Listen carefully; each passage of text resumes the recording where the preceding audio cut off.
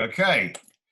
Welcome everybody who's on the Zoom webinar. We're also live on Facebook, so hello everybody out there watching, and thank you for joining us. This is the first of a series of webinars that I'm hosting on various departments in the film and TV industry, and today I've got Adam Etherington, a cinematographer at the BSC cinematographer, and Andy Hewitson, a sound mixer, both with illustrious careers who are going to share a bit of their experience with you and advice. I've gone a bit dark now. We just spent the last few minutes trying to figure out the lighting on me, and now I'm totally dark. I don't know what's going on there, but Adam, as a lighting expert, what would you suggest I do? I think you look great. You look beautiful.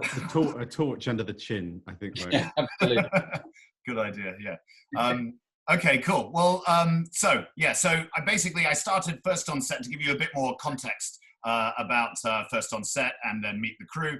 I started First on Set as a way to share information about how to succeed as a runner or a set PA on film sets, TV sets, before kind of hitting the ground. I noticed that a lot of the time that I felt like I was training up PAs on the job whilst trying to get the job done at the same time. And it was frustrating, but also that there wasn't a lot of kind of access for people into the industry or a lot of channels. And I thought that it would be a good way to create another avenue for people. And then Meet the Crew is an extension of that. So whilst we're all socially distanced, it's a way for me to share some experience with industry experts like yourselves, and so that's what it's all about. And we'll be meeting the costume department next week on Wednesday, and then director the week after that, director and editor team. So I'll give you more information about that at the end. Let's launch in.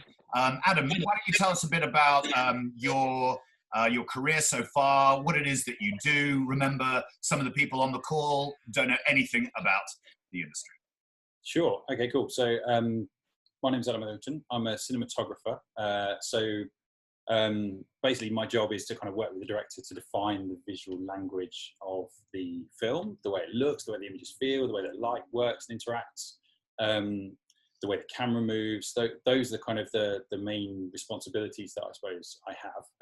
And what I would do is I would be looking after the way in which the image serves the narrative throughout the entire course of the story, entire course of the film.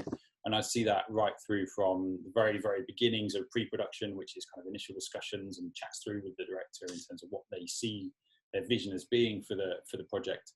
Right through to on set, so when there'd basically be there'd be a big team of people, which is all the technical crew on the floor from a camera and lighting and grips perspective. Grips are the people that kind of move the camera run the actual camera department, and the lighting control of how the lighting works. So my job will be kind of working with all of those teams to create the way that the way the film looks and feels. And then after that, I would see that through into post-production, working with a colorist in a post-production house to kind of do the final little tweaks to each image to make sure that we are happy with the way that it looks and feels, and hope that represents something that sort of serves the narrative and tells the story in the best way we can. Yeah, excellent. So that's what you've been up to this last week on A Discovery of Witches, huh? You take apart each shot, so as a separate entity, and you color that shot.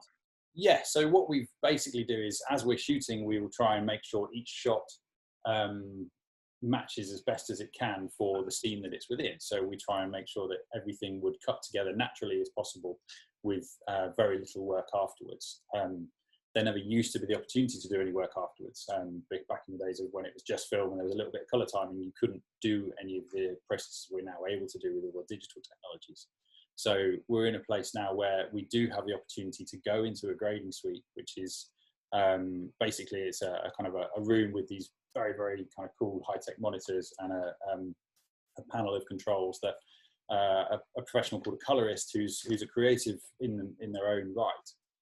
They will then essentially be the final step in realizing the director and my sort of creative vision for the way the film looks. So right, yeah. do little finesses, like little. I think that people perhaps don't appreciate the collaboration in the moment on set between you and the director, the cinematographer and the director, to make what you've talked about in prep an actuality. Kind of, it's quite a practical and collaborative process, filmmaking, isn't it?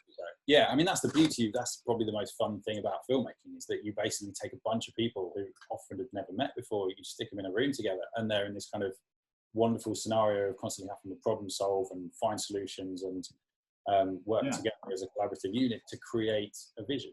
And that's not just the director and the cinematographer, that's every single person that's involved on that floor. So there's people adjusting the way that set looks, the way that the lights work, the way that everything within the space serves the narrative.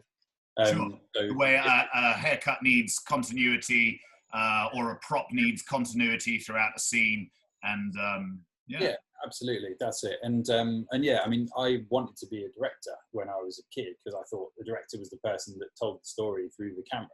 And then I realised, as I started to watch more films and learn more about films, I was like, well, who are all these other people on the credits? And you learn that the thing I was really interested in was the lighting and the way that it looked and felt, and the way that the image represented something that created a mood and an atmosphere that reflected the narrative.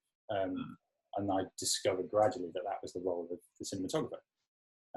So that was how I ended up doing this job. It was something I thought, I didn't realise it existed really until I actually got into making things myself and started to really understand how a film works from a kind of a... Oh, exciting. Yeah, I think that's, well, I'd love to touch on that a bit more as we go through the next hour. Indeed, I think that's where you fall into the category which you will eventually find yourself, isn't it? Where just through practical work, through doing the job. Absolutely. And testing out what it is that you're passionate about ultimately on set. Because it could be about making props, or it could be about the costumes, or the light, or, you know, how so you find that out. Cool, so thanks very much, Adam. Andy, maybe you could introduce ourselves, the audience, to what you do on a film set, and just in the way that Adam has as well. Describe your... I don't think I'll be as eloquent as that. That was beautiful. So my name's Andy Hewitson. I am a production sound mixer. And I'm essentially responsible for capturing the performance as, in terms of a drama shoot, basically capturing the performance as cleanly as possible. So the hope on the day is that you're kind of stripping away all of the extras and trying to capture the dialogue as cleanly as possible to give the guys in post as much of a fighting chance as you know, the cleanest possible tracks that they can get. And obviously, whilst on the surface that sounds relatively simple, I certainly found, the further down the rabbit hole I go, that there's so many, like Adam was saying, so many sort of problems and challenges that you come across whilst making a film. And it's all about just problem solving. You know, that's the large bulk of the day is problem solving and working with other departments, seeing what we can do to overcome that issue with shadows there, or this making a noise, or the footsteps are creaking on that kind of floorboard. So it's all just tiny little problems. Indeed, I'm a first AD, in case anybody, I didn't introduce myself as well, but working on, which I'll get to maybe over the course of the series of webinars, if you want to watch from the beginning to the end. But yes, indeed, what I've noticed a lot of the time is that there has to be a cohesive unit of departments working together in order to avoid, to get the light look that you're looking for. I see this a lot though between the lighting and the sound, that there's a battle there for where to get the best sound and not have a shadow right on the actor's face from a boom mic that's over here. More of a collaboration, I think. A battle is perhaps strong words. Yeah.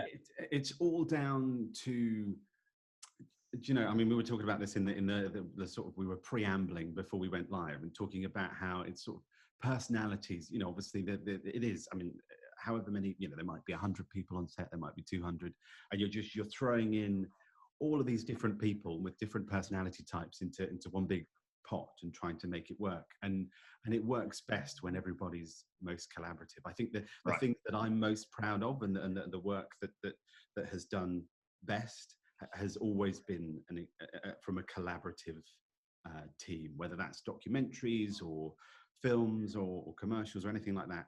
Anything that I've ever made that's been from a collaborative team has always worked for the greater good. I feel like everyone's benefited from it, and they're always the most enjoyable to do, you know.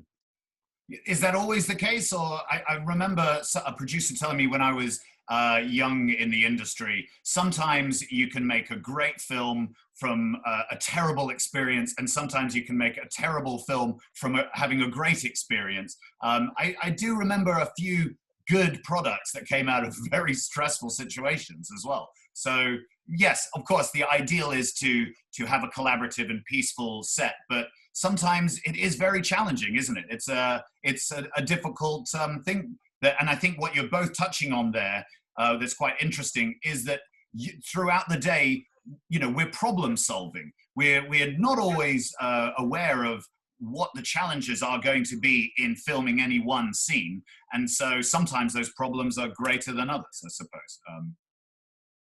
Would you like to comment on that? I think Adam's probably better placed. Yeah, I mean, I think the nature of a film crew is that it is a team, and that's the most important thing. Is that, and it's a big part of the reason that people often work with the same people again and again, because through the process of working with people and finding the people who you collaborate with best, you're essentially investing in those people, and they're investing in you.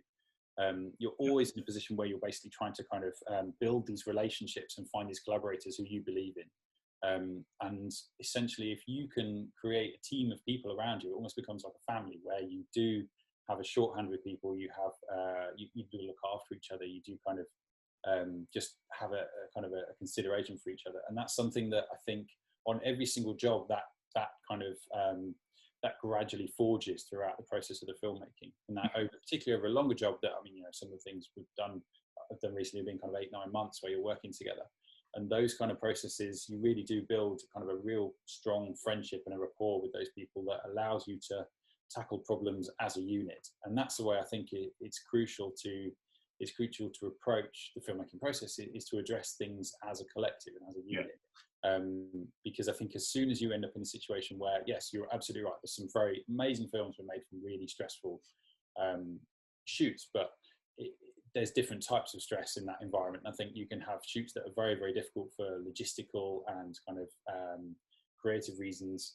But if you can create a working set environment where people are supporting each other and being positive and proactive and kind of helping each other out, then you're always going to be in a better place to solve the issues that are put in front of you. Yeah, agreed. Nice way to put it, for sure. Excellent. Andy, would you elaborate at all on that? I mean, to be honest, I mean, the last few years, I mean, I've been sort of doing predominantly documentaries. So I do sort of some second unit drama stuff every now and then, but I've found, I mean, documentaries are inherently more collaborative. They're much smaller teams. You know, there tends to be like 4 or 5 of us that'll be traveling around, and it really is like a small family. You know, I mean, it's everybody kind of gets involved with everybody else's. You know, you kind of chip in and help out. Whereas obviously on a drama set, that's just not as practical. You know, anyway. Sure. Well, tell us a bit, Andy, as we move through the hour, about some of the projects then that you've worked on, some of the teams that you've forged that kind of relationship with. You've worked with Grain Media on a few documentaries now, be it feature films or short form, one of which was nominated and won an Academy Award for Best Documentary Short, the White Helmets. That is true, yeah. So I worked with a cameraman called Franklin Dow. Well, he's probably more a cinematographer now, but we used to do kind of television stuff probably about 3 or 4 years ago, and he had already had a relationship with Orlando, which was his Grain Media, and we'd done a documentary, we'd done a shoot. I made a note of it because it's been funny thinking about this. The doorbell's going, which is good time. Think like kind of trawling through past jobs, which I'd completely forgotten about. But basically, our first job together was doing this. We did this documentary where they got funding from the science and arts, and they wanted to basically get a bunch of scientists together and a bunch of artists together and make art based on whatever they were researching. So they were all doing some sort of research in mitosis and cell division and things like that. So we would go. It was all over Europe. I mean, it was such a lovely job. It would be like 4 or 5 days. We'd go to Venice, Paris, places in Germany, London. You know, it was all over the place, kind of filming. And that's where we kind of forged this relationship, me and Frank, over kind of 6 months. And then from there, he kind of threw my name in the hat to go and do the White Helmets. And I hadn't met those guys before. And we didn't really meet up right up until kind of just before we went, really. We kind of hashed out all the details because at the time, they didn't really know what form it was going to take. I don't know whether Netflix were on board by that point, but they didn't really know what it was going to be. I think it sort of developed over time whilst we were there. And we just went, and you know, it was sort of very last minute because it was all dependent on when they could get the Syrian guys over the border into Turkey, because we weren't able to go to Syria because they weren't comfortable with insuring us. So you did most of your shooting on the Turkey-Syria border, did you? Exactly, yeah. And we kind of went on a whim, and well, not on a whim, but you know, it was like sort of a whim from Netflix. Yeah. Nice. From Netflix. And spent 5 weeks down there, and I mean, it was an incredible experience for me. I hadn't done anything like that up until that point. I mean, I've done loads of documentaries, and you know, I'd probably been going sort of 6 or 7 years, but I hadn't done anything quite as intense as that. Yeah, sure. I remember. So just some context. We're all friends because we worked on a film together in 2008 or something. How long ago? In late 2009. Yeah, I think it was 2009 DB, so it's must have been around then. Yeah. So and then worked on a few projects subsequently as well. I worked with Andy 4 or 5 months ago at a solidarity with the Wuhan province fundraiser kind of awareness seminar viral video together, and that was the last job we did before coronavirus. So we've all worked together over the years, and I'm not sure what the point was I was making. I think that basically that there are these moments that I've seen in both of your careers where you get a project which is on the next kind of step up, and you're like, wow, you know, Adam just got Poldark, or Andy just got the White Helmets, and you see your friends, you know, make it to that next level. That's. Would you say anything more about that process, Andy or Adam? I think it's, you know, how does that happen, or how lucky is it that happens? How much hard work is it that moment happens? In terms of that type of, you know, in terms of that type of relationship, I mean, the creative relationships that you forge early on in your career are the catalyst for your future success. You know, those are the things that will, the people you work with, you get along with, those are the things that will carry you forwards, and those are, you know, really about finding collaborators that you believe in. I mean, there's certain people that I've worked with, a gentleman called William McGregor, who I've worked with for a long time on numerous different jobs and films and productions, and you know, very early on we found a really rewarding collaborative relationship, which is a friendship as well, absolutely, in a massive way. But it's something where you feel as though you have a trust in the people you're working with. And then, you know, I was very lucky to get Poldark because Will really fought to bring me onto that show, because he and I had worked together, and I'm under no illusions that without that kind of that sort of loyalty and someone standing by you in that respect, I wouldn't have the opportunity. And that's something that that I think all through kind of our careers, we're very lucky if we can find people who we have a kind of creative trust in, and who we can find a regular collaborative relationship with, because it allows you to hopefully grow and develop together as filmmakers. And that's something that I would say, I mean, if there's anyone listening that's like making little films now by themselves and with, you know, with friends, that's the most important. It's the most important thing to take from those productions is the people you're working with, and to learn from those people and invest in those people and find people you believe in, because those are the guys that will define you going forwards. So yeah, I mean, that's what I love. Yeah, that's well put. Absolutely. It's and expanding again upon what we were talking about earlier about the collaborative process. You know, various different people that you meet along your career. If there's a connection there, if there's some chemistry, you know, follow your instinct. That's keep nurturing that relationship for sure.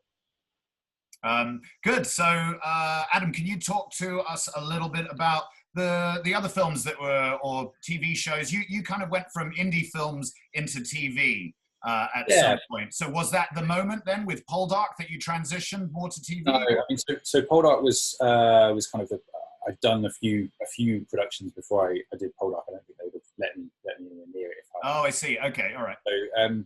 So, yeah, so I mean, I started out making short films. I mean, that was what I did. It was fun. It was stuff I did with my mates. And, you know, that was when I was sort of 17, 18. I was just kind of making stuff with whatever I could get my hands on. Right.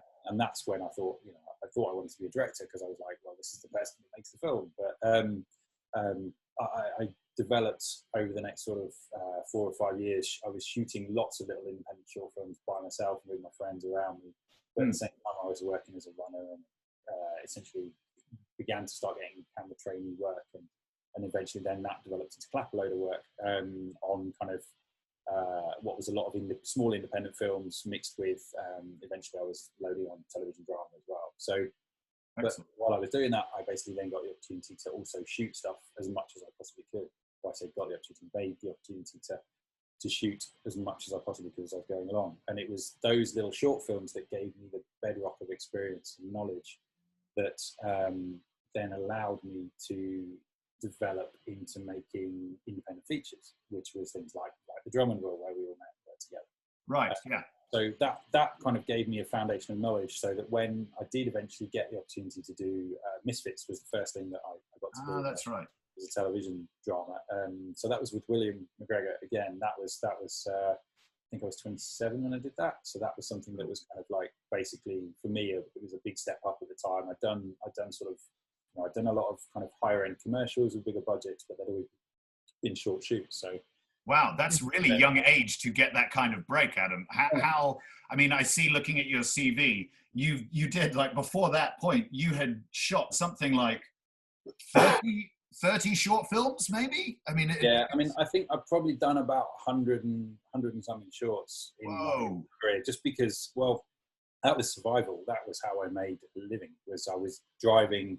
I basically would drive around doing all of the kit pickups and drop-offs for those little short films, and I would sort of live off the petrol money, to be perfectly honest. What? So you had a kit that you rented out to short films, and then with it you were the cinematographer as well, or not to start with. That I did eventually do that, but that was quite a little way down the line. But no, I mean, the shorts were my film school. I didn't go to film school. I didn't have any film training. So basically, learning from the cinematographers that I assisted for, combined with making lots and lots of short films, allowed me to learn how to tell stories, how to tell stories visually, and how to approach it technically.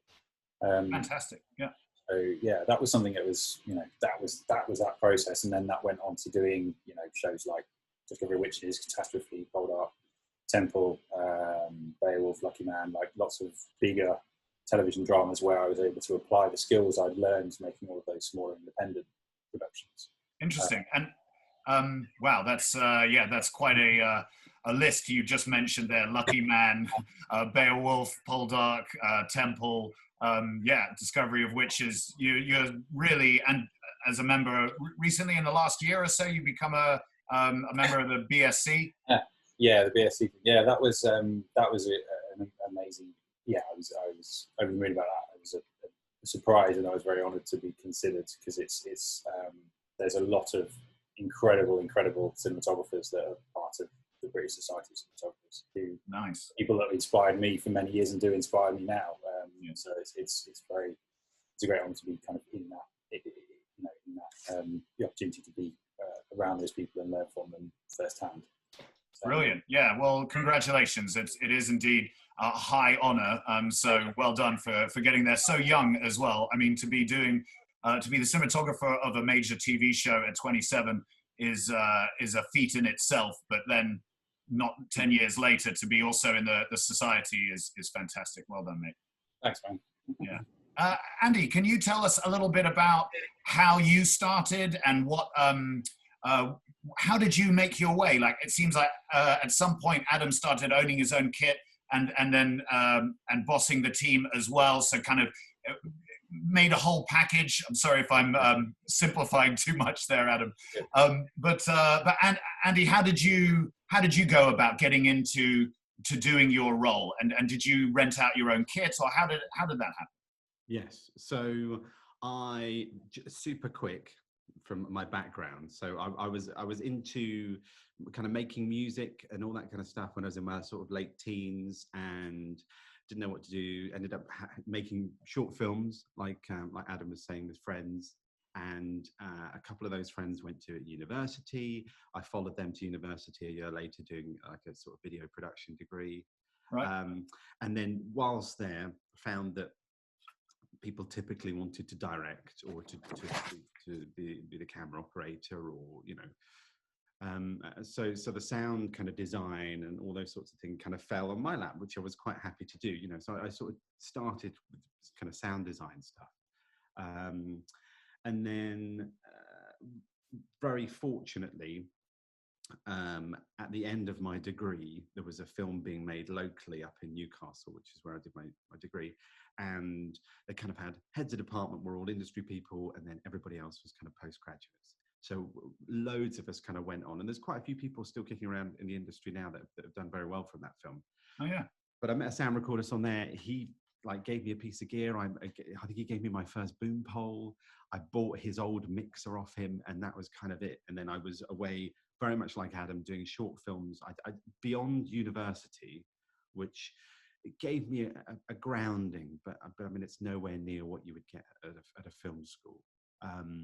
So my kind of film school was up and down the motorway, doing short films, meeting people, forging those relationships, learning as you go. Because obviously the great thing about short films, especially when everyone is in a similar boat, is you're all kind of learning from each other. The stakes are relatively low, so you have those opportunities to kind of work, because there's very little. You can afford to make mistakes. For sure, yeah. But in terms of those experiences that you get on set, those in the classroom, it's just not quite the same. Do you know what I mean? Until you get out there and you're working with people and you're overcoming those problems that the first time something comes up that you're like, oh my God, how am I going to deal with this?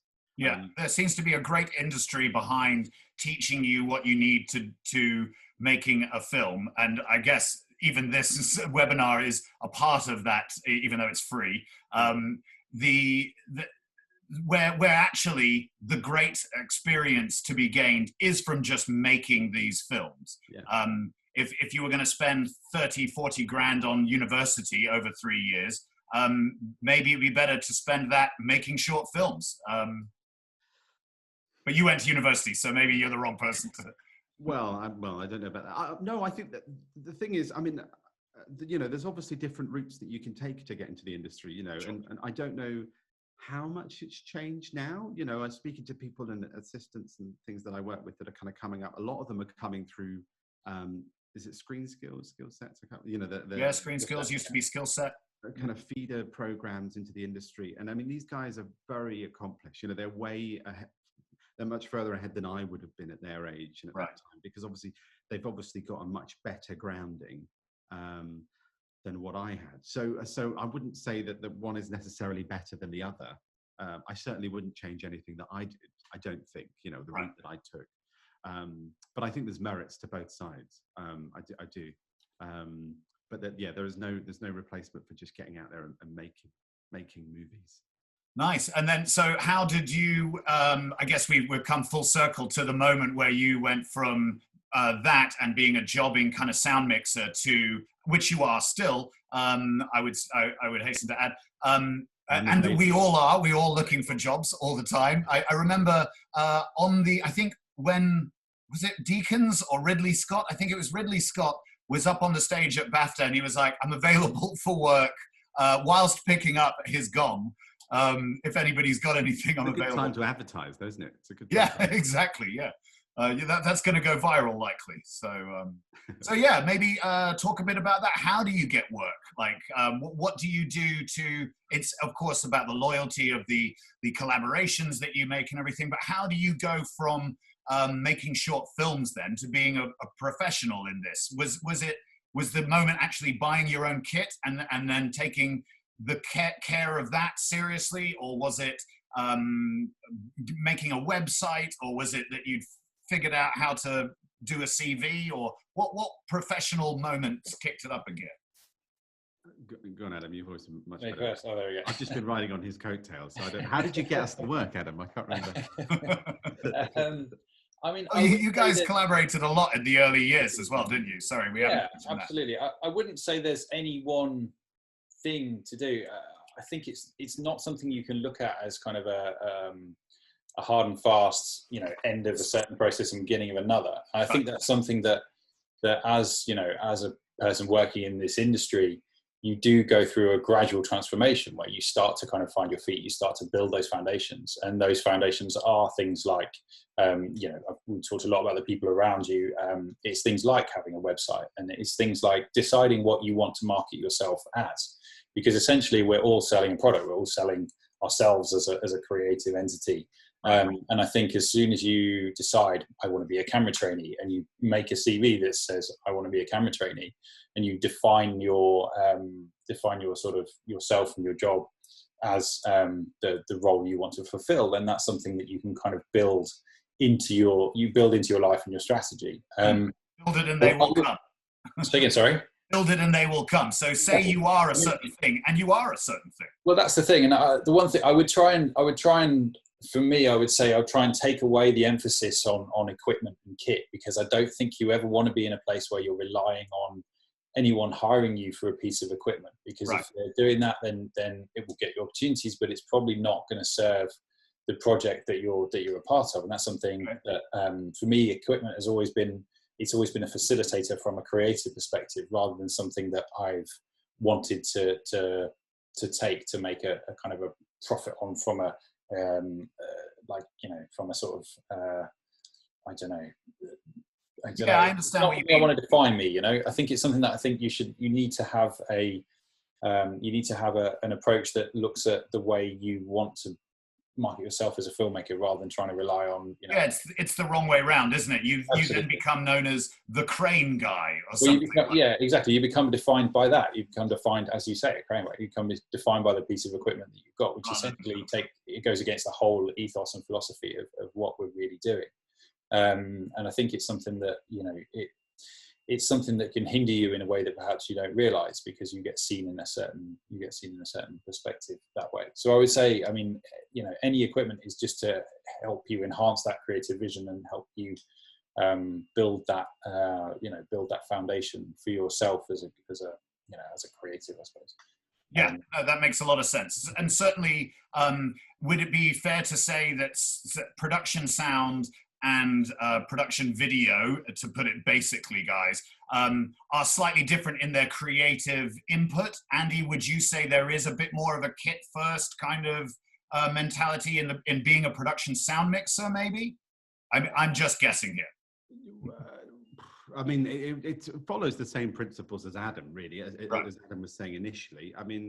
Creatively, I suppose as a production sound mixer, there is certainly less creative flair on the surface in terms of what you'll see ending up on the screen. It's obviously much more of a technical job, but the creativity comes from the problem. So that's where I get my kind of creativity fix, is kind of overcoming problems and issues in the moment. Exactly. But kit wise, pretty much every sound recordist will own their own kit. You'll very rarely find a situation which would be different for the camera side of things. Typically further up the levels, they're sort of hiring from big hire houses, I guess, because there's so much more. Mm-hmm.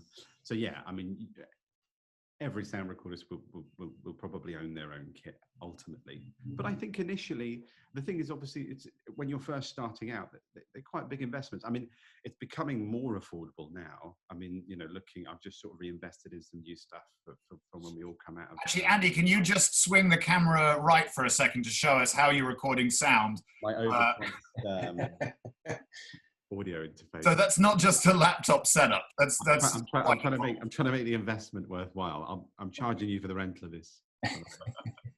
Fair enough. I'll pay you in pixels. Yeah. So it's obviously it's becoming cheaper, but it's still a significant investment when you first start out. So I think the onus should never really be on the kit. I think it's more about building those relationships. I know we keep coming around full circle, but I cannot reiterate enough how much it's about, like saying in terms of getting the jobs, it's all about networking. Just networking, and you don't know when you might make that next connection either. Who you'll meet. I mean, there's been countless times, I've been doing, I don't know, a short film or something, and been getting along with a runner, and because I'm just trying to be nice to it. I mean, there's no reason not to be nice to everyone, is there? I think some people have this kind of weird idea that there's some sort of pecking order, which is ridiculous. But that's anyway. a really good point. Like one minute you're the person will be a runner on set, and the next minute there'll be a producer hiring you for a commercial 3 years down the line or whatever. So. I mean, that sounds a bit sort of, I'm only nice to people because I think they might get me work, but it's not the case. But as in, you just never know where you're going to make those connections. So it's all about networking. Everything else kind of falls into place afterwards. Having the kit just facilitates the job, then makes it easier. Yeah, I wouldn't ever want people to see the kit as being prohibitive. I think that's the thing I'm kind of keen to emphasize as well. Is it's something that a lot of people don't have anything like. I certainly didn't have the kind of money to buy vast swathes of equipment. I just didn't. I practically lived in my car when I was starting out. I didn't have that kind of money, so I wouldn't ever want it for people to see that as being something they have to be able to do in order to access this career that they want, because it's simply not true. Yeah, no, indeed. But it's great to touch upon, because I think as you start out, you think filmmaking, oh my God, it involves so much equipment, and there's, dolly tracks and cranes and big camera rigs. And do I have these lenses or these filters? But you're right. You just need to create the story, the creative comes first. So you will get there. You just need to have faith in the reason why you're getting into this industry. And indeed, it's not to become a rental house, unless that's your ambition, and you can afford to buy all of that. But that's a really good point. Don't let it be prohibitive because you don't have the money to buy all of this stuff. You do have a camera in your pocket potentially. So absolutely. Yeah. Great. Well, so let's move on to a bit about what's going on in the industry now. You're working on a grade at the moment, Adam? Have you got a job lined up for after that? Like, what's because it's difficult time. There's been a kind of a production halt for the past 3-4 months since late March, and we're all a bit wondering, when are we getting back to work, and what's happening next? I know some productions are already going back. My agent's calling me as well about things that are starting to happen. So it does seem positive. Maybe you can tell us a bit about what your experience is of now and what's happening next. Okay, cool. At the moment, yes, as you said, I'm grading. I'm finishing a show called The Discovery of Witches, which I shot last year. It was kind of over the course of most of the year. We were working for sort of 8 or 9 months between shot in Cardiff and then in Venice as well, and in northern Italy as well, kind of around sort of the Dolomites. And we're doing the final post-production on that now, finishing off the grading while the guys are finishing sort of final cuts and last visual effects work. In terms of upcoming jobs, I was attached to a series which I was due to shoot, but unfortunately our director left that job. So I've stepped aside from that. So I'm talking to a few other productions at the moment.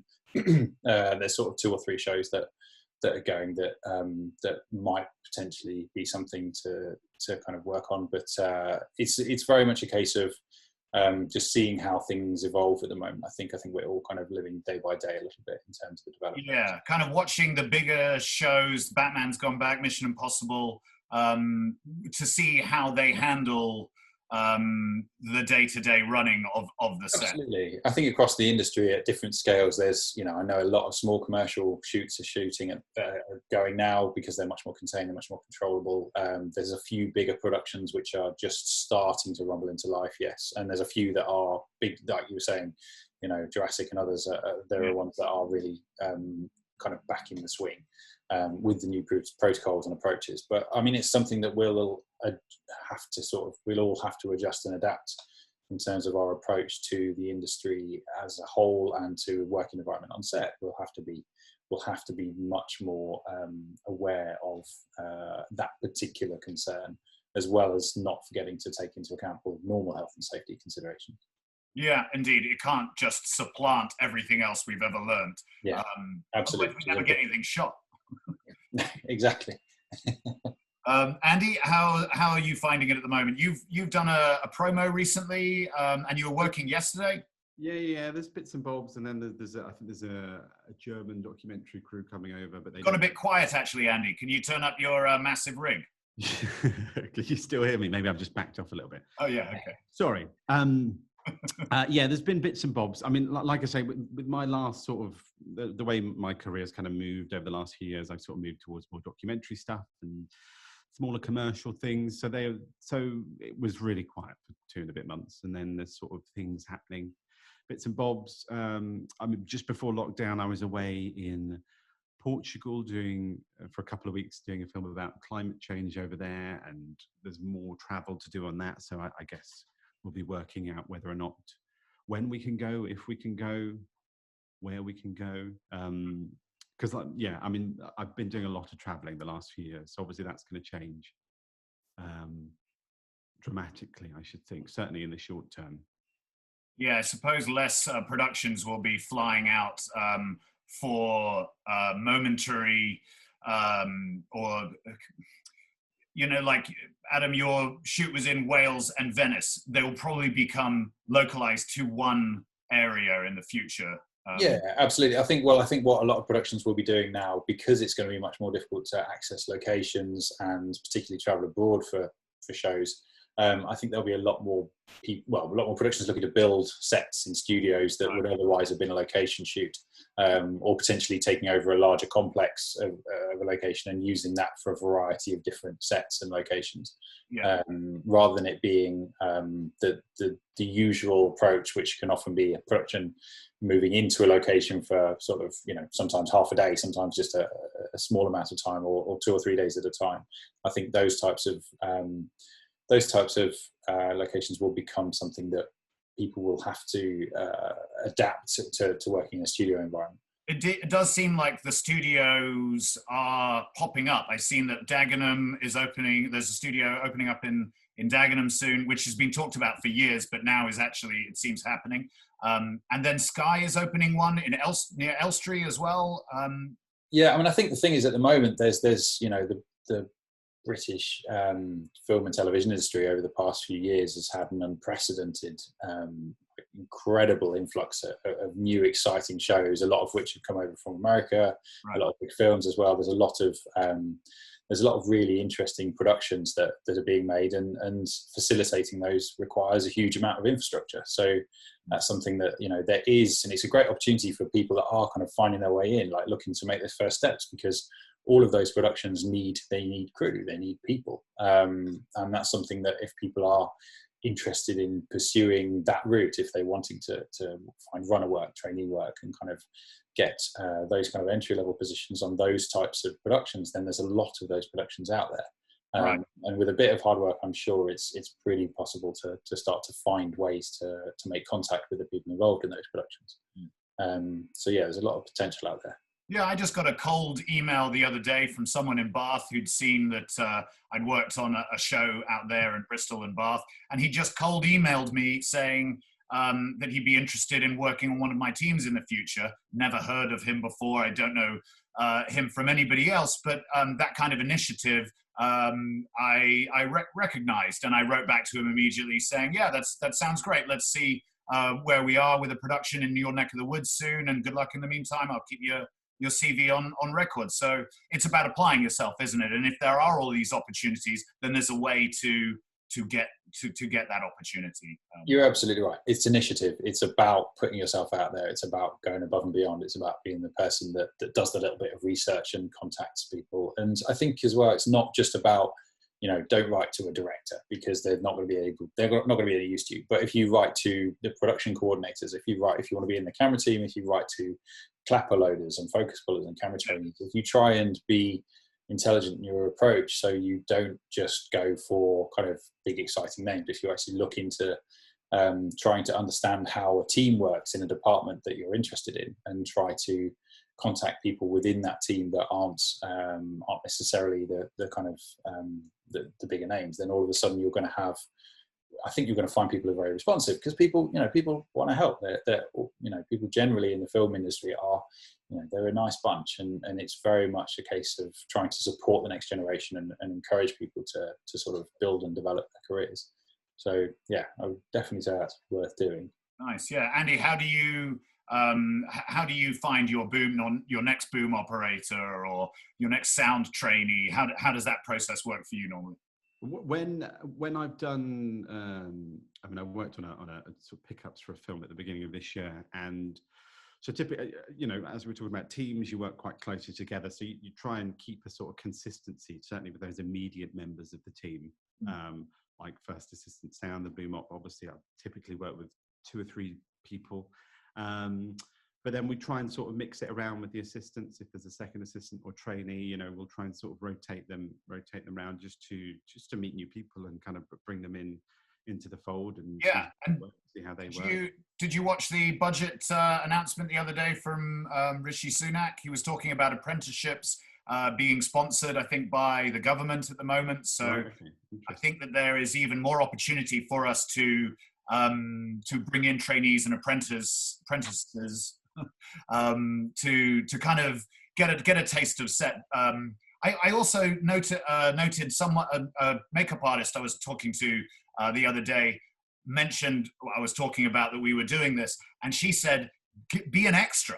Sign up to an extras agency and just be an extra for a while, and you will see how everything works, basically, from the costume and makeup trailers right onto set, and you just witnessing how the set works is great. I'm actually hoping to have her on a makeup thing, so I'm sorry that I've removed the possibility to talk for her to introduce that idea herself. But yeah, I think that's useful, because I know coming up through sort of independent films, and the scale was much smaller, and then when you sort of start stepping on the bigger things, it's quite overwhelming initially how much goes on. And also, I think people maybe don't really appreciate the type of work that you can do on a film set. There's so many different jobs, and you don't just have to be a camera operator, a sound recordist, a director. There's so many other jobs available to people. But obviously, I suppose you wouldn't know if you sort of haven't seen what goes on.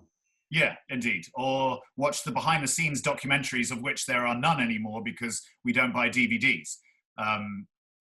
True. I miss those. I used to love. I feel like that's where I kind of got an understanding of how to make films in a great way, or from director commentaries. And I feel like they're missing.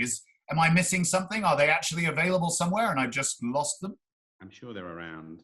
Are they on Blu-rays or something? There's always someone running around with a camera filming. It's usually an EPK, so I'm sure. Yeah, right. You've got a wealth of information out there, though. Now there's so many. I mean, the internet's an incredible thing when it comes to learning how filmmaking and set craft works. And I think kind of, there's professionals at every level, kind of just very happily imparting whatever they know as much as they possibly can. And I think that's where those, you and I both, I'm sure, watched those behind the scenes and got an education from that. But the opportunity to sort of hear people talking firsthand in every context, there's all sorts of masterclasses, there's all sorts of podcasts where people are imparting their experience and wisdom. And I think that's something that that's where you can kind of get that sort of learning from now. And it's often tailored. It's often tailored to your craft. You know, from a cinematography perspective, the BSC do an amazing kind of weekly webinar where they interview different cinematographers and ask about various different things to do with filmmaking and things like there's the Cook Optics YouTube channel that does interviews with great cinematographers and asks them, you know, questions about specific films and tries to unravel their approach and philosophy. So nice. Yeah. There's a lot of information if people want to find it. Yeah, indeed. Apply yourself and you will learn. Excellent. So I didn't mention earlier, but anybody watching on Facebook or on Zoom, you can type down any questions that you have for our panel, whilst I ask a couple of questions to them myself from people out there already. So, okay, let me just go through here. Talk amongst yourselves while I read these questions that have come from my producer.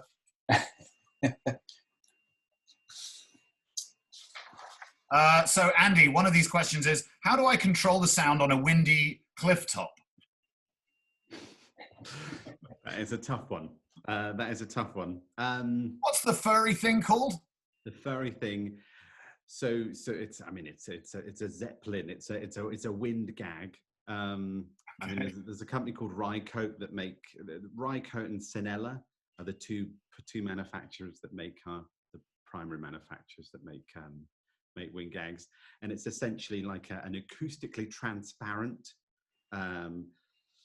frame that goes over the top. I'm trying to simplify the explanation of it. That goes over the microphone, and then over that you can put like varying amounts of wind protection. So it's if you use something that's specific for the job, it retains that acoustic transparency. So you don't want to just whack a big kind of fluffy thing over the top of the microphone and then it starts sounding really muffled. So these kind of purpose-made bits of kit will go over the microphone. So if you have a look at Rycote or Sinella, Sinella's slightly more expensive, or even Rode. Actually, Rode do some sort of more entry-level things. Oh yeah, okay. I think they probably termed as a windjammer. I think that's the sort I thought they were called dead cats. I mean, I mean that's not the it's not the professional industry recognised. It's a bit like a dead cat. Are there any other idioms that you hear on set that you think that you must know going into the set, like what's a 10-1 or etc.? Is there any? I was trying to think. No. Yeah, I mean, well, you can tell us about 10-1. I mean, DFI is a good one, which is when things perhaps aren't working as well and we need a different idea. That's something that I think is useful to know, because people will say it and expect you to know exactly what they mean. Yeah, sure. What's it an acronym for, though, Adam? It's all right. I'm sure everyone can work it out. Absolutely. A sound-specific one is MOS, which is it's sort of a slightly shrouded in mystery, kind of where it comes from. I don't really know what the kind of current idea of. So it's basically when if you're shooting a shot that doesn't require sound. So if it's a cutaway of a book or something, if someone's looked somewhere and it's a cutaway of that, maybe you wouldn't worry about shooting sound so that you can carry on doing other things. You're setting something else up. So you'd say that was MOS. And some people think it's minus optical sound. I thought it was mute on sound. Mute on sound. Some people thought it was mixer out smoking. I don't know what I see you smoking. Well, not you specifically, but most sound mixers just in their chair behind the desk smoking. Maybe, yeah, maybe. Obviously not. That's not fair. Okay, not in this day and age. Not in this day and age. Yeah. Okay, so what else? What is one for Adam? What is the most interesting setup that you've ever created? Most interesting setup? Do you mean what, as in like a shop type of thing? Yeah. What's the biggest kind of? I guess. Yeah. What's your most proud shot? I suppose in your career. What did you have to do? So there was a shot that we did in a series called One of Us, which is on Netflix. So I think it might actually be called Retribution on Netflix. They changed it in America. I'm not sure what it is, but So that was a shot where we had a car going down a country lane at night that then hit a tree, swerved off the road, flipped, and landed upside down in a field off through a broken fence to the left-hand side. So that was a great thing, because it took us probably best part of 3 or 4 weeks of constant recce's to plan it and work out the logistics of how we were going to use an in-camera trick to hide the flipping of the car. So we basically followed used a thing called a Russian arm, which is basically an arm on top of a 4x4 vehicle. It's a crane on top of a 4x4 vehicle that stabilizes the camera and then follows whatever you're following, usually the action vehicle, which is the car in the shot. So that happened at night, which meant that we then had to just add another level of complexity. Exactly. So I basically had to go on Google Maps to plan my lighting for that. Use the satellite view to plan.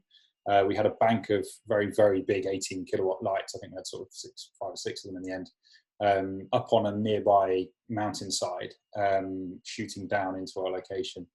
And then we also had a big crane which was hidden behind a constructed art department set off to another side, which was putting a big light over the top of where the other car would finally finish.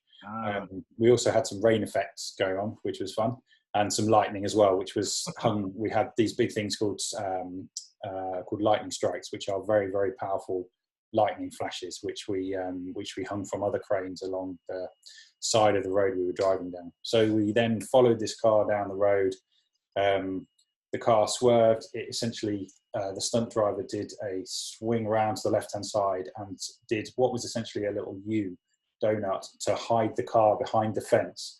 So we then saw the car disappear from view, and as we panned left on the arm, we revealed a preset upside-down car with smoke coming out of it and lots of fun and games with all the lighting and fun and games. So that was probably the most complex single setup I've done, I think. Sounds cool. But I mean, that goes back to collaboration. I mean, that one shot, there was probably maybe 15, 20 people all doing a very specific job, each job had to be executed perfectly for that shot to work. And that relied on the stunt team, it relied on the lighting team, it relied on the SFX team, which is special effects for the rain. It relied on visual effects as well to enhance that and extra little bits. It relied on obviously the camera teams, the grips teams, and the action vehicle teams as well. So yeah, that's everybody firing on all cylinders. Absolutely. Even the props that were spinning the wheel on the car that had flipped to make it look like it had just landed, or letting the smoke off at the right time. It was very much it's this sort of wonderful ballet of all these people kind of working in perfect synchrony to execute an idea. Yeah, no, brilliant. Indeed. Like when you see shots like that come together, you don't even really notice it when you're watching a film. It's just part of the exciting action, and you don't realize kind of the level of detail and work that's gone into that. I watched True Detective season 1 with my wife over the past week, and there's that famous 8-minute long Steadicam shot with helicopters and gunfights, and the amount of people that would have been around that shot going from one house to the next through the neighborhood always thrills me. It's good. Absolutely. Andy, a story about the most complex thing you've been a part of, or the most fun or silliest? It's really unfair to drop me in that after Adam's car. Maybe we should move on. Like, there is a question actually from Alex on Zoom asking, what would you say was the biggest learning curve in your career? I was, I popped up on my screen actually. I was thinking. Oh, right, you see it as well. Good. Okay, from a more general perspective, I think it's on a drama set. It's learning because of as we've already said, a large part of my job is overcoming problems and working with other members of crew. Is working out who is responsible for what. Right. And trying to do that as quickly as possible. I think, and because that can change sometimes depending on the sets that you're working on. Sometimes it kind of moves around the hierarchy a little bit, but it's just working out who you can talk to. Right? I've got an issue. I can't just run straight to the director. They're not interested. Sometimes they might be interested in a technical issue if they're that way inclined. Yeah. But usually not. I know what you mean. I heard an example recently which rang true to me early in my career. If I needed something to be done with props on set, I tended to say, art, I need art kind of thing. Please come to set. And actually, that would be a call for the art director to come and have a discussion with the director or the cinematographer. That's a call for a meeting. When actually what I wanted was someone to get a prop for so-and-so, and I should have said props. So those knowing what people do and what you're asking for and how things work is definitely, that is a big learning curve, isn't it? And you're only going to get there by making mistakes. For sure. Yeah, I think that's probably the most general thing without getting a bit too geeky into the sound side of things. But yeah. But if people want to contact you with geeky questions, I'm sure. Of course, I can chat all day long. That's where just what Andy was saying, like learning those lessons. That's where being a runner, being somebody that's in a kind of trainee position, is an amazing opportunity, because you can learn all that stuff without having to worry about it. You can learn what everyone does. You learn kind of who people are, what the focus blur is, who the gaffer is, what the grip does, those kind of things. So that's a great opportunity about being in those positions, because you're learning. So the best runners I've found are the ones that are, that they're asking questions. They're aware when maybe now is not the time to ask questions, but that they're always there to kind of, they're keeping an eye on what everybody's doing. If they're interested in a specific department, you can see they'll pay more attention to that, and when the opportunity is right, is ask questions. And people, like you say, by and large, everybody's nice, so everybody's kind of happy to answer questions. Generally, people are quite proud of what they do, so that everybody's quite happy to sort of speak about what they're up to and their kind of thoughts on things. So I think asking questions is always good, and it's just about knowing when to ask the questions, I suppose. No, right. Excellent. Well, that feels like a nice moment, unless you guys have anything else that you're desperate to impress upon our audience before we wrap things up. I think, but neither of you are like waving at the camera.